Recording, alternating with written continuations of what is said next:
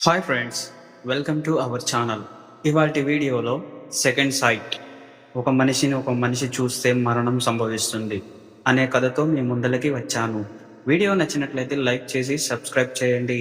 ఇక లేట్ చేయకుండా కథలోకి వెళ్దాం. తిరుమలపల్లె ఒక చిన్న సద్దులోన ఊరు. అక్కడికి వచ్చిన వాళ్ళంతా ఒకే విషయం చెబుతారు. ఇక్కడ ఒకరిని చూస్తే మరొకరు చస్తారు. ఆ ఊరికి రవి అనే యువ జర్నలిస్ట్ రావడం కథ ప్రారంభం. అతనికి మిస్టరీలు రాయడం అంటే చాలా ఇష్టం.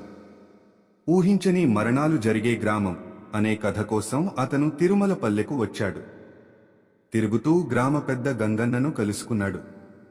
అతనితో మాట్లాడినప్పుడు గంగన్న ముఖం మసకబారినట్లు కనిపించింది. గంగన్న, నువ్వు నన్ను చూస్తావు సరే, కాని ఎవరినైనా మనసుతో చూస్తే అది ఓ శాపం అవుతుంది.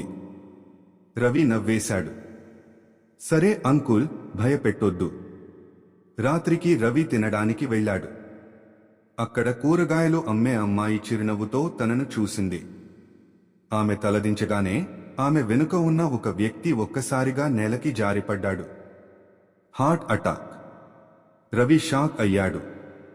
కేవలం తనని చూసిన తర్వాత వేరే వ్యక్తి చనిపోవడం మొదలైంది. అదే రోజు రాత్రి రవి తన ఫోన్ గ్యాలరీ చెక్ చేస్తున్నాడు. ఆ అమ్మాయి ఫోటో తీసిన దగ్గర నుంచి చనిపోయిన వ్యక్తి తన వెనుకే ఉన్నాడు. ఇంకొద్ది రోజుల్లో 4 మరణాలు జరిగాయి. ప్రతిసారి ఎవరో రవిని చూస్తే వెంటనే మరో వ్యక్తి చనిపోతున్నాడు. దేవుడు చూడలేని శాపమా ఇది? లేక ఒక దెయ్యం గేమా? రవి స్థానిక బ్రాహ్మణుడైన రామస్వామిని కలుసుకున్నాడు. అతను ఆ ఊరి పురాణం చెప్పాడు. ఇక్కడ ఒకప్పుడు దెయ్యపు త్రికోణం అన్నది ఉండేది. ఒకరు చూడగానే మూడో వ్యక్తిపై ప్రభావం పడేది. ఆ శక్తిని ఆపడానికి మంత్రికుడు ఒక శపథాన్ని పెట్టాడు. కాని ఆ శక్తి మళ్లీ వచ్చిపడింది. ఇప్పుడు నీకు. రవి నిద్రలో మలబద్ధకంగా కలలు పడుతున్నాడు. ప్రతి కలలోనూ ఎవరో అతన్ని చూస్తున్నారు, కాని అది వాళ్ల మరణానికి కారకమవుతోంది. ఒకరోజు రవి షావర్లో ఉండగా మిర్రర్లో ఒక వింత ముఖం కనిపించింది. అది అతనిది కాదు. అది రెండో చూపు అనబడే పురాతన శక్తి. ఈ శక్తి ఎవరిదైనా చూసినప్పుడు ఇది మరొకరిని ఎంచుకుని చంపుతుంది. దెయ్యం అతని చూపును ఆయుధంగా మార్చేసింది. రవి ఊరు వదిలిపోవాలని నిర్ణయించుకున్నాడు. కాని అతని బస్సులో ఉన్న ఒక చిన్న పిల్లవాడు అతన్ని చూస్తూ నవ్వాడు.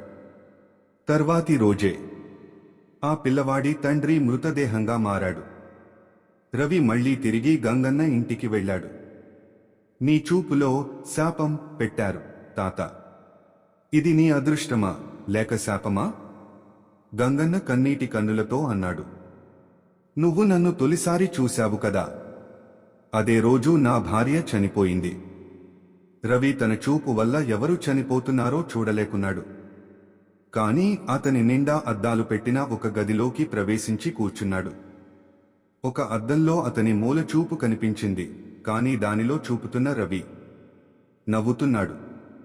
అది రవి కాదు, అది రెండో చూపు. రవి ఎవ్వరినీ చూడకూడదు, ఎందుకంటే అతను చూస్తే మరొకరు చనిపోతారు. తప్పించుకోలేని శాపం. చూపే ఆయుధం, చావే దారి.